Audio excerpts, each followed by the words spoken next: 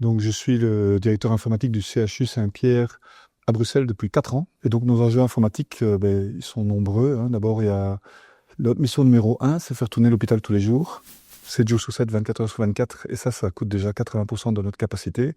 Et à côté de ça, on doit innover. On doit innover sur plusieurs flancs. Donc, on doit moderniser parce qu'on a des vieux systèmes qu'il faut upgrader, remplacer. Ça, c'est important. Et ensuite, on doit innover parce que les métiers innovent. Donc, un hôpital, chez nous, c'est 40 services différents. Chaque service est une micro-entreprise avec ses projets, ses innovations. Donc, de plus en plus, on a des projets d'innovation, de suivi de patients à domicile qui sont différents dans chacune des spécialités. Donc, ça, c'est des projets d'exploration où on teste sur le terrain comment ça fonctionne. Et puis, il y a toute la modernité. Donc, à côté de ça, évidemment, on a les enjeux de cybersécurité qui ne sont pas moindres. Nous avons été victimes d'une cyberattaque en 2023. Donc, ça nous a permis d'accélérer la cybersécurité, mais c'est grosse partie du budget informatique, évidemment, aussi.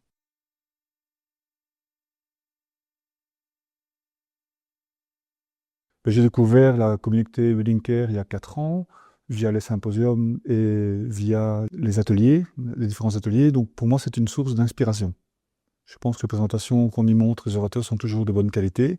Donc, ça permet d'avoir des idées par rapport à des projets, ce qui est possible. Ça permet d'avoir des contacts aussi avec des partenaires pour voir ce qui se fait dans l'industrie. Et c'est aussi une opportunité de networking. Donc, on rencontre ses collègues des autres hôpitaux, on discute, c'est toujours sympathique.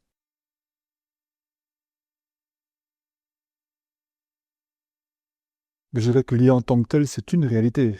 Le mot A, artificiel, est un mythe parce que j'aime bien le terme et je pense que la communauté parle aussi d'intelligence augmentée ou d'aide cognitive en fait à la décision. Donc ça, je pense que la technologie nous permet de faire ça. Mais il y a suffisamment de cas concrets d'application pour prouver que c'est pas un mythe, c'est une réalité et ça va faciliter le travail. Donc je pense que c'est une très bonne chose. C'est une évolution normale de la technologie et ça va continuer.